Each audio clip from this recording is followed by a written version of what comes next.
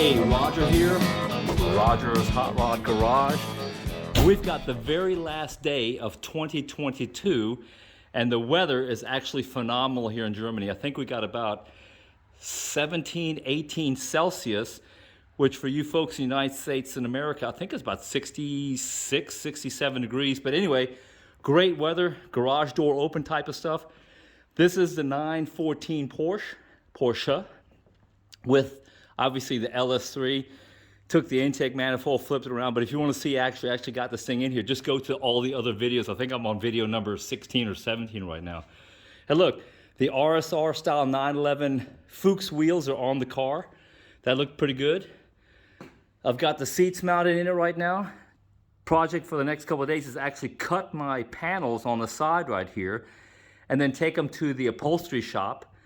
And then also, I don't know what the hell happened with these pleats in here, but that's just an old seat, deep-pleated. But Traubenbach in Erlensee by Hanau, close to Frankfurt, Germany, does a super job. And I'm going to keep the seats stock looking. Maybe he can even fix that little hole right there. But again, this is a pieced together 914, which if I had to do it again, I probably wouldn't buy a pieced together car, because I can usually remember if I disassemble something, but if I've never seen it assembled, then I either got to get a book out or go to YouTube to figure out how the stuff goes back together. But look, a lot of the stuff I've actually fabricated here. So let me tell you what the plan is for the next couple of days here. That big hole right up here is where the gas tank goes. So obviously I'm going to put the gas tank in. This thing, I probably painted it about, I don't know, 7 months ago, 6 months ago, right out there on the pasture, with what's important, 2K black paint. T-Schwarz, or deep dark is what the Germans call it. A company called TriStar over here. What that basically means, it's a compound paint, so you mix a hardener with it. If gasoline spills on the thing, you can just wipe it off and it just won't come off like if you use a spray can. That's what a 2K paint basically means, and it's a better quality, obviously, and it shines pretty deep too. If you go down here to the bottom, you see the big fat line on the front there, and then the smaller one in the back. That is the primary and the return line. And there's a company called Tanks. Right there they are, Tanks. They'll sell you all the fittings. You see it right there? That's a Corvette pressure regulator, fuel pressure regulator.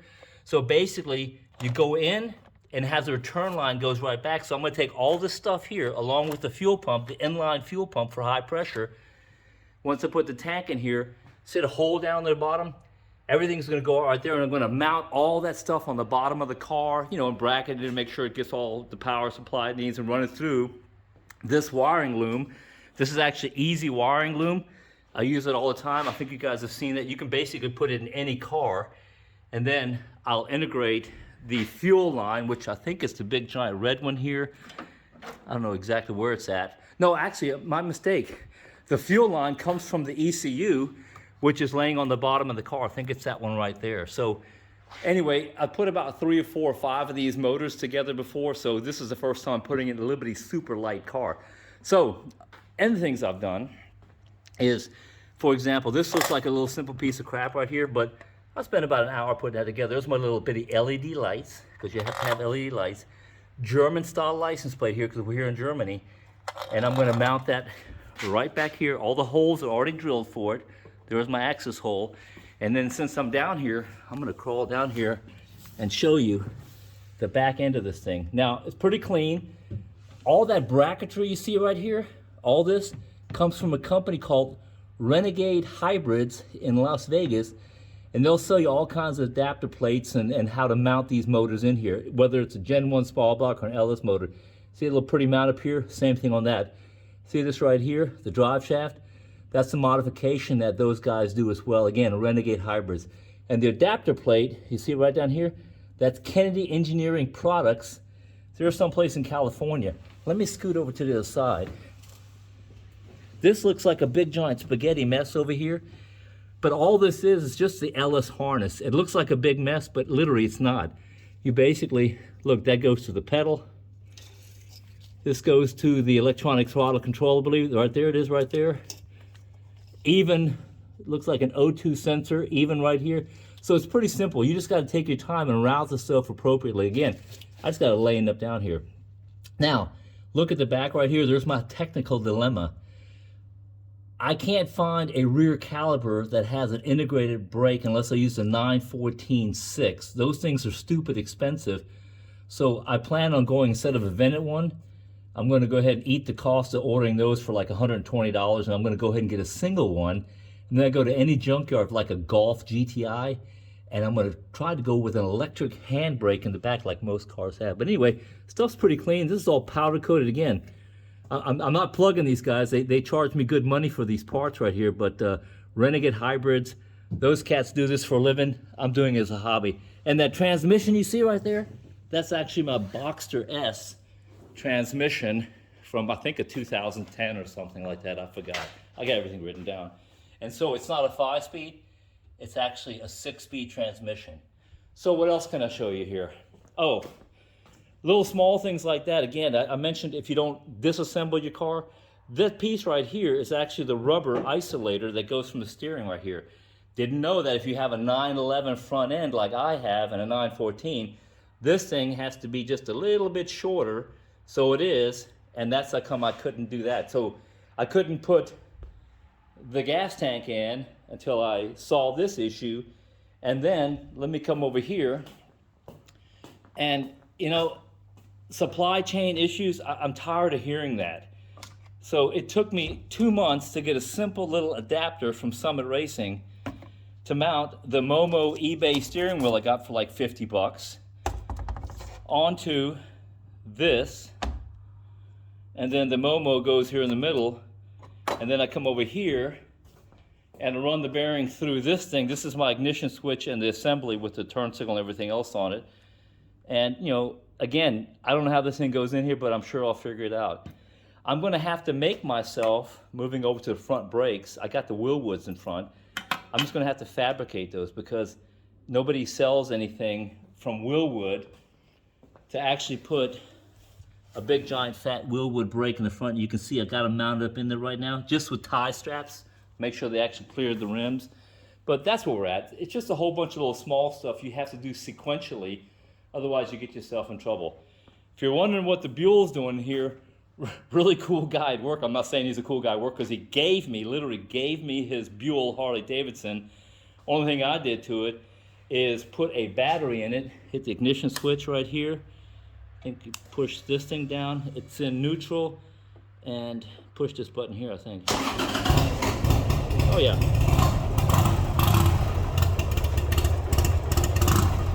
Anyway, he just basically lost interest in it.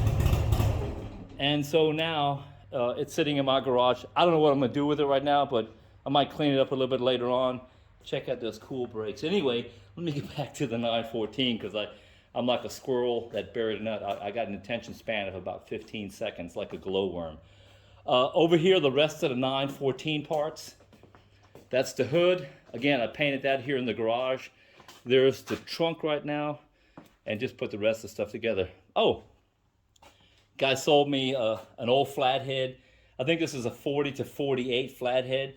So when I was at Turkey Run and Moultrie, Georgia, I picked up all kinds of cool parts right here. So these are super, super old. These are not repops. Those are the old ones with the casting numbers on there. And all those carburetors I'm getting ready to show you, I got the old Fenton aluminum intake manifold. And yes, people, I've got a problem with collecting old fishing reels. There's a box full right down here. What else I got a problem with is old Matchbox cars and stuff like this right here. Anyway, I just got to show you.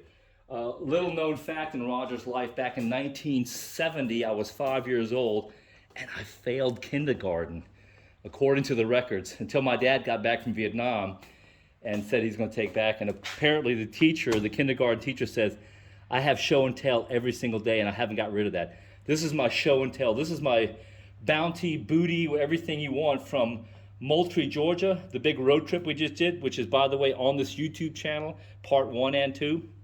Dallas, Texas, to Daytona Beach and all in between.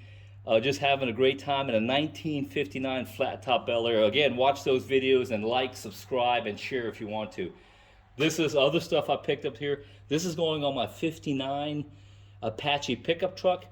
Same thing with the bezels. And this is all stuff that you just gather with your parts list as you're going to these swap meets and car shows. and I can never turn down a set of staggered head valve covers for a pre-59 Corvette, or they go to any small block Chevy. I think I've showed you this right here, and let me give you a little rant right now. Supply chain issues, you heard about that.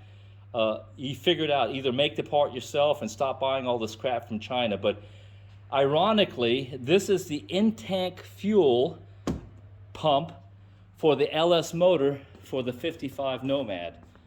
So that one was just making hideous noise. It got louder and louder, like. So there's a company called Fuel Lab, and you can see their little box set. I bought myself a brand new one for $123, which is a pretty good deal. But the guy said, hey, the reason you got this right here, because that's that cheap Chinese stuff. Well, then I pointed out to him, look, man, it says right there, country of origin made in China. So why can't we make good quality stuff in this country? I'm just tired of it, man.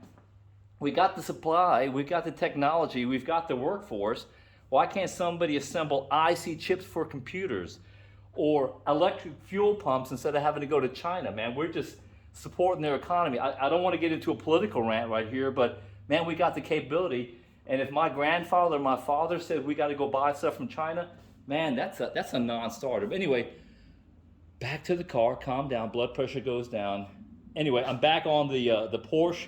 I'm gonna post a couple of videos, and then you guys just comment in there about the brake caliber situation on the front. I know Renegade actually has a solution for the back. The problem with that is there's no emergency brake here. I can't just willy-nilly here. We've got this thing called German inspection, and you have to have an emergency brake / park brake on your car. But anyway, hey, look, I've talked enough.